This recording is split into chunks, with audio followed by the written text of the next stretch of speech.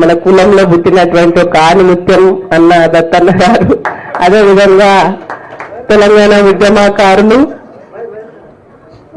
బడుగు బలహీన వర్గాల ఆశాజ్యోతి మన అన్న మల్కాజిగిరి పార్లమెంటు సభ్యులు ఈటల రాజేందర్ అన్న గారు, అదేవిధంగా సోదరిమణి మాజీ జడ్పీ చైర్పర్సన్ సరిత గారు, అదేవిధంగా మా వెంకటేష్ అన్న ఇప్పటి వరకు చాలా విషయాలు మాట్లాడారు. నిజంగా కేవైసీఎస్ ఆధ్వర్యంలో కుర్మలను చైతన్యం చేయాలి, కుర్మలందరినీ కూడా ఐక్యం చేసి రాజకీయ రంగంలో రాణించే విధంగా, అందరూ చదువుకునే విధంగా చైతన్యం కలిగించాలనేటువంటి ఒక చక్కటి కార్యక్రమం తీసుకొని వారు పనిచేస్తున్నారు. కాబట్టి వారందరికీ కూడా నేను ప్రత్యేకంగా ధన్యవాదాలు తెలియజేస్తూ, నూతనంగా ఎన్నికైనటువంటి సర్పంచులు, ఉప సర్పంచులకి, వార్డు మెంబర్లకి, కుర్మల ముద్దు బిడ్డలైనటువంటి ప్రతి ఒక్కరికి కూడా మీ అందరికీ శుభాకాంక్షలు తెలియజేస్తున్నాను. ఇప్పుడిప్పుడే నిజంగా రాజకీయంగా మనం చాలా వెనుకబడి ఉన్నాం. మనం పెరిగిన తీరు అది. మన తల్లిదండ్రులు ఏమంటే గొర్రెలు కాసుకొని మేకలు కాసుకొని బతుకుతే చాలు, మనకు చదువెందుకు, సంధ్య ఎందుకు, మనకు రాజకీయాలు ఎందుకు, మన పనేదో మనం చేసుకొని బతుకుడంలే అనేటువంటి పద్ధతిలో మనల్ని పెంచడం జరిగింది.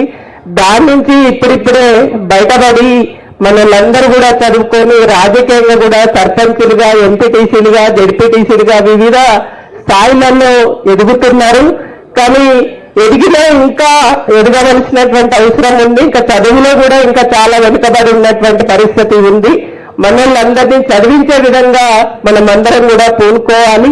వివిధ ఓరళ్లలో రాజకీయంగా కొద్దిగా పై స్థాయికి వచ్చినటువంటి వాళ్ళు కూడా మీరందరం ప్రతి ఒక్కరం కూడా మన వాళ్ళను అన్ని రంగాలలో అభివృద్ధి చెందే విధంగా మనం కృషి చేయాలి. ఆ రకంగా పనిచేస్తే ఖచ్చితంగా మనకు రేపు రాబోయే రోజులలో ఒక సర్పంచులు, జడ్పీటీసీలు, ఎంపీటీల వరకే పరిమితం కాకుండా మనం కూడా ఖచ్చితంగా ఎమ్మెల్యేలం కావాలి, ఎంపీలం కావాలి, జడ్పీటీసీ ఎమ్మెల్సీలం కావాలి.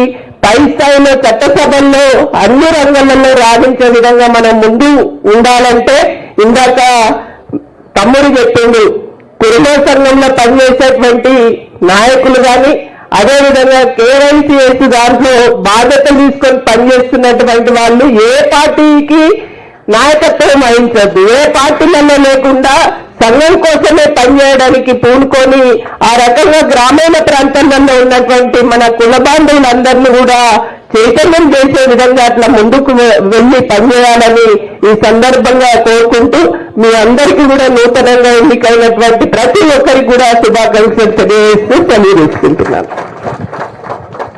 Thank you ఉమక్క.